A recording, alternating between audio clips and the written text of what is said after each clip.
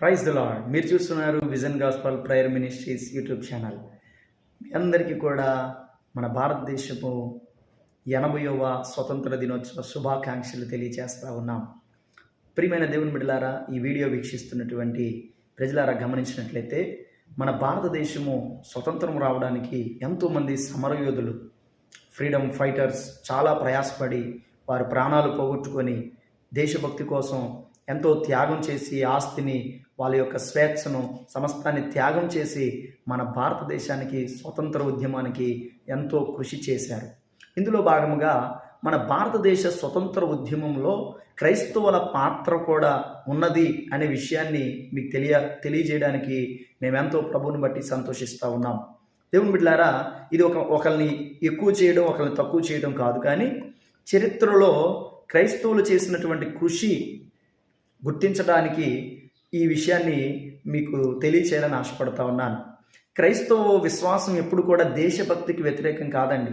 చాలామందిలో ఉండేటువంటి అపోహ ఏంటంటే కేవలం క్రైస్తవులు బ్రిటిష్ వారికే, వారి తరపునే ఉంటారు వీరు అనేటువంటి అపోహ అలా ఉంది.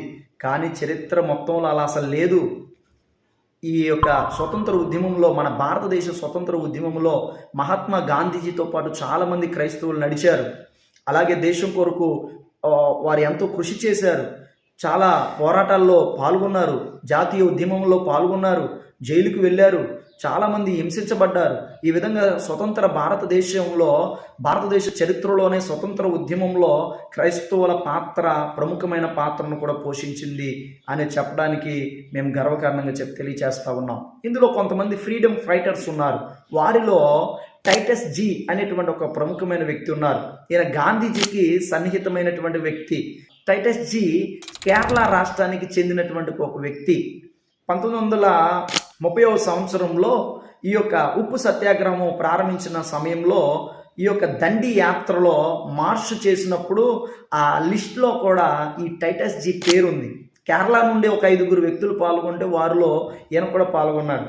ఈయన అందుకే మహాత్మా గాంధీజీ గారు ఆయన ముద్దుగా టైటస్ జీ అనేటువంటి ఒక గౌరవప్రదమైనటువంటి పేరు కూడా ఇచ్చారు.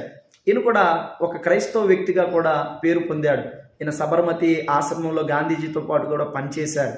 కనుక ఈ విధంగా మనం ఆలోచిస్తే క్రైస్తవుల పాత్ర చాలా ప్రముఖ పాత్రను పోషించింది. క్రైస్తవులు కూడా ఈ యొక్క స్వతంత్ర ఉద్యమంలో అడుగులు వేశారనే విషయం మనకు అర్థమవుతుంది. ఇకపోతే ఈ భారతదేశ స్వతంత్ర ఉద్యమంలో మరొక వ్యక్తి జేసి కుమారప్ప గారు. ఈయన తమిళనాడుకి చెందినటువంటి వ్యక్తి. ఈయన జోసఫ్ కమ్యూనియస్ కుమారప్ప గారు. ఈయన తమిళనాడు రాష్ట్రానికి చెందినటువంటి వ్యక్తి. ఈయన ఒక ఆర్థికవేత్త. మహాత్మా గాంధీజీతో పాటు చాలా చాలా సన్నిహితంగా ఉండి ఈ ఉద్యమంలో పనిచేశారు. అదేవిధంగా యంగ్ ఇండియా అనేటువంటి పత్రిక కూడా ఈయన సంపాదకీయం చేశారు. అదేవిధంగా ఆ టైంలో గ్రామీణ ప్రాంతాలలో ఆ యొక్క గ్రామీణ ఆ యొక్క పరిశ్రమల్లో కూడా ఈయన పనిచేసి ఆ యొక్క జాతీయ ఉద్యమానికి ఎంతో దోహదపడ్డటువంటి వ్యక్తిగా కూడా ఉన్నాడు. క్విట్ ఇండియా జరుగుతున్న సమయంలో ఈయన బ్రిటిష్ వారి చేత 1 సంవత్సరం పాటు జైల్లో కూడా వెళ్ళాడు. ఈ విధంగా స్వతంత్ర ఉద్యమంలో కూడా ఈయన క్రైస్తవ వ్యక్తుల్లో ప్రముఖమైన పాత్రను ఈయన పోషించాడు. కేవలం దేశ సేవ అంటే కేవలం యుద్ధం చేయడమే కాదు, సమాజాన్ని మెరుగుపరచడానికి కూడా చేసేటువంటి సేవను కూడా, అనేక మంది మనుషుల జీవితాలను మెరుగు చేయడానికి కూడా చేసే సేవను కూడా దేశ సేవగా కూడా పరిగణించాలి. ఈ భారతదేశ స్వతంత్ర ఉద్యమంలో మరొక వ్యక్తి ప్రముఖ పాత్ర పోషించారు. ఆయన పేరేం పేరంటే సుశీల్ కుమార్ రుద్ర గారు. 1915వ సంవత్సరంలో మహాత్మా గాంధీజీ గారు దక్షిణాఫ్రికా నుండి తిరిగి ఇండియాకి, భారతదేశానికి వస్తున్న క్రమంలో ఈ రుద్ర కుటుంబమే ఆయన్ని వారింటిలోకి ఆశ్రయం ఇచ్చారు. అదేవిధంగా ఈ యొక్క ఉప్పు సత్యాగ్రహం టైంలో ఢిల్లీ ప్రాంతానికి వెళ్ళినప్పుడు ఈ సుశీల్ రుద్ర గారి ఇంటిలోనే గాంధీజీ గారు ఆతిథ్యం పొందారు. ఈ విధంగా మనము ఆలోచన చేసినట్లయితే ఈయన అప్పటిలోనే ఈ యొక్క స్టీఫెన్స్ అనేటువంటి కాలేజీకి మొట్టమొదటి తెలుగు భారతదేశానికి సంబంధించినటువంటి ప్రముఖమైన తొలి ప్రిన్సిపాల్గా కూడా పనిచేశారు. ఈయన విద్యార్థుల్ని జాతీయోద్యమం వైపు వారిని నడిచేటట్లుగా కూడా ఎంతో కృషి చేశారు. కనుక ఈ విధంగా చూసినట్లయితే స్వతంత్ర ఉద్యమంలో క్రైస్తవ క్రైస్తవుల యొక్క పాత్ర ప్రముఖమైన పాత్రను కూడా పోషించింది. వీరు కూడా క్రైస్తవులు కూడా భారతదేశ స్వతంత్రోద్యమంలో పాల్గొన్నారు అనే విషయానికి మనము చెప్పడానికి ఎంతో. అలాగే భారతదేశ స్వతంత్రోద్యమంలో ప్రముఖ పాత్ర వహించిన క్రైస్తవుల్లో మరొక వ్యక్తి జార్జ్ జోసెఫ్. ఈయన కేరళ రాష్ట్రానికి చెందినటువంటి వ్యక్తి. సైరన్ క్రిస్టియన్ అనేటువంటి ఒక దానికి నాయకుడిగా పనిచేశారు. యంగ్ ఇండియా అనేటువంటి పత్రిక కూడా ఈయన ఎంతో సంబంధం కలిగి ఉన్నాడు. ఈ విధంగా గాంధీజీతో పాటు చాలా సన్నిహితంగా ఉంటూ ఈ యొక్క స్వతంత్ర ఉద్యమంలో పనిచేశారు. క్రైస్తవుల పాత్ర ఎంతైనా ఉంది. అలాగే మరొక వ్యక్తి జాకిన్ ఆల్వా అనేటువంటి మరొక వ్యక్తి, ఈయన మంగళూరుకి చెందినటువంటి వ్యక్తి.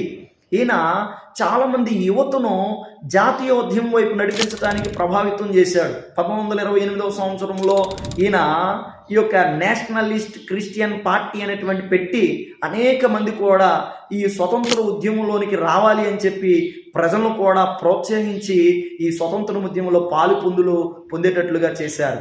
ఈ విధంగా మనం ఆలోచన చేస్తూ ఉంటే వీరితో పాటు ఇంకా చాలామంది మహిళలు కూడా ఈ స్వతంత్ర ఉద్యమంలో పొందారు. చాలామంది మహిళలు కూడా వారి ప్రాణాలు పణంగా పెట్టి స్వతంత్ర ఉద్యమంలో క్రైస్తవ మహిళలు కూడా వారు చాటి చెప్పారు. అందులో రాజకుమారి ఆమ్రెట్ అనేటువంటి ఒక స్త్రీ మహిళ, ఈమె కూడా స్వతంత్ర ఉద్యమంలో మహాత్మా గాంధీజీతో పాటు సన్నిహితంగా ఉండి ఆమె ఈ స్వతంత్ర ఉద్యమంలో పాల్గొన్నారు. ఉప్పు సత్యాగ్రహము ఈ యొక్క కార్యక్రమాలన్నింటిలో క్రైస్తవులు కూడా అడుగులు వేశారు. మహాత్మా గాంధీజీతో పాటు అడుగులు వేశారు. అంత మాత్రమే కాదు, ఈ రాజకుమారి అనేటువంటి ఈమె 1900 ఈ యొక్క స్వతంత్రము వచ్చిన తర్వాత కూడా హెల్త్ మినిస్టర్గా కూడా పనిచేశారు. ఈ విధంగా చరిత్ర ఆధారాలు ఉన్నాయి. కనుక క్రైస్తవులు ఎందులో కూడా తీసిపోలేదు. దేశభక్తి అంటే దేవుని యొక్క చాలామంది క్రైస్తవులు వాళ్ళ ప్రార్థన మందిరాలకే పరిమితం కాలేదు, కానీ దేశం కోసం కూడా, సమాజం కోసం కూడా, సమాజ అభివృద్ధి కొరకు, దేశ అభివృద్ధికి పెద్దపీట వేశారు. కనుక ఈ యొక్క స్వతంత్ర ఉద్యమంలో క్రైస్తవుల పాత్ర ఉంది. కనుక ప్రియమైన మరి చాలామంది అపోహపడుతూ ఉన్నారు. క్రైస్తవులు ఏంటి ఉపయోగం అనుకుంటున్నారు. క్రైస్తవుల వల్ల దేశానికి కూడా ఉపయోగం ఉన్నదనే విషయాన్ని గుర్తుంచుకోవాలి. కాబట్టి క్రైస్తవులారా, ఇంతమంది కూడా క్రైస్తవులు స్వతంత్ర ఉద్యమంలో పొందారు కనుక మన దేశాన్ని ప్రేమిద్దాం, మన దేశం కొరకు ప్రార్థన చేద్దాం, పేదలకు సహాయం చేద్దాం, యువతను మంచి మార్గంలో నడిపించడానికి ఒక ఆదర్శంగా జీవిద్దాం, మన దేశాన్ని కాపాడుకుందాం, మన దేశ అభివృద్ధికి దోహదపడదాం. God bless you. We love India. Jesus loves India.